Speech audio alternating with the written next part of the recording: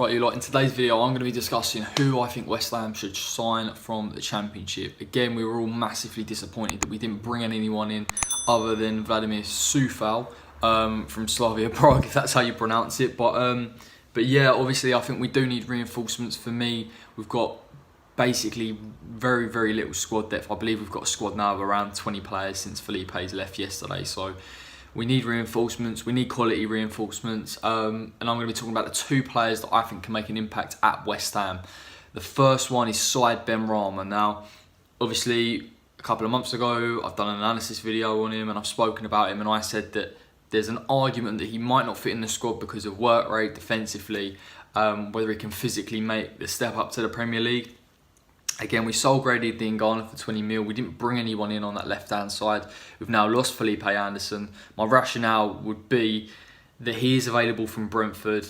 I believe the fee could be from 20 to 25 million. Again, they could set a premium on it because they don't need to sell. And unless the player really wants to agitate, he can just stay at Brentford to the end of the season until next season. So, but again, I've been really impressed with him. Even I think it was in the Carabao Cup against Fulham. Unbelievable bit of skill, brilliant goal, brilliant finishing.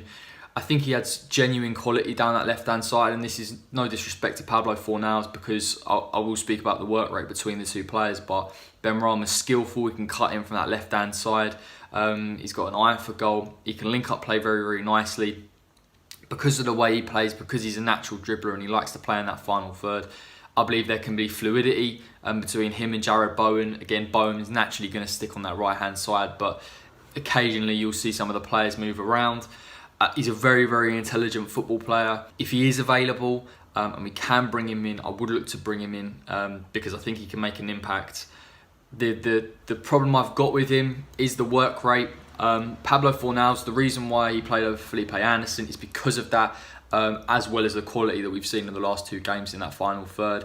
It's very difficult to displace someone like Pablo Fornals from that system. I do believe Benrahma would work better in that 3-4-3 because he'd have Arthur behind him and a bit of security. Obviously, the question is, do you disrupt a team that's already won, 2 games by 7 goals and had 2 clean sheets? Probably not. But if I'm looking at it from a squad perspective, Benrahma, it definitely adds something. If West Ham change back to a 4-3-3, he can play as a 10. There are so many options for Benrahma, which is why I say he is an interesting move and someone we should definitely look at. But a player that I think would make more of an impact in terms of what we don't have is Josh King. Now, Josh King allegedly is available from Bournemouth. They haven't been able to get rid of him. He hasn't gone for a move yet. I believe he's played 1 game in the Championship.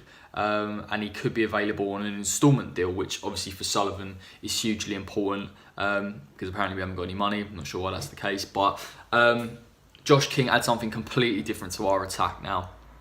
Mostly when you look at Antonio and Aller, they can hold the play up very nicely. They can link play. Obviously with Antonio, he's got that mobility, so he can get in behind. Josh King invariably will play on the shoulder of the last defender, and he does tend to find space in the box from crosses, from low crosses. His movement's very, very good. A couple of times you see through his goals for Bournemouth, he can pick it up outside the box and drive with it. His finishing is top drawer. I mean, the stats speak for themselves. When he plays for Bournemouth, invariably he scores. But one of the most interesting sort of attributes of the player is his ability to get from the knockdown from corners and set pieces. And again, that's a huge asset of West Ham's play, the set piece and the delivery. And he tends to have that movement off that second ball. Again, it gives us another dimension to our play. I don't see too much of Josh King linking up play. And he's not a hold-up striker, so he isn't that type of player. But certainly if West Ham are in the ascendancy, we need somebody to nick a goal. Josh King can stretch defences, and I think we've got, with a fluid front three, even if you put Antonio to the wing, which I wouldn't have a preference for at the moment because he is so good going down the middle, but you could do. West Ham still have that attacking option, but we can stretch the play a little bit more in that 3-4-3. We can cause teams some issues. We need striking options because if Antonio gets injured or Aller's unavailable, we don't have any senior strikers to select from. For me, that's an absolute no-brainer. He's Premier League proven. The only con is the injury record. I believe recently he keeps picking up little niggly injuries, and again, do we want to spend money on someone that's going to be injury prone? I think it's unfair to tarnish him with that brush because I think they are minor injuries. We have to bring him in for me. For me, you go with Said Benrahma and you go with Josh King if you can pull it off. They're quality additions. Given the timescale, there obviously isn't, and the sort of talent pool, there doesn't seem to be a standout centre back. People have mentioned Pinnock from Brentford, maybe. I haven't seen anything of him. I'm just going off the names that we've been linked with recently. So, listen, I hope we do a bit of business. To be fair, we've allegedly only got £30 million now. I think if you were clever about it, you could get them both in for that fee. If you get King on a loan, but we'll see. But those are my thoughts. Those are who I would have in the West Ham squad from the Championship. Let me know your thoughts in the comment section. Make sure you give the video a thumbs up. Make sure you subscribe to the West Ham Way YouTube channel.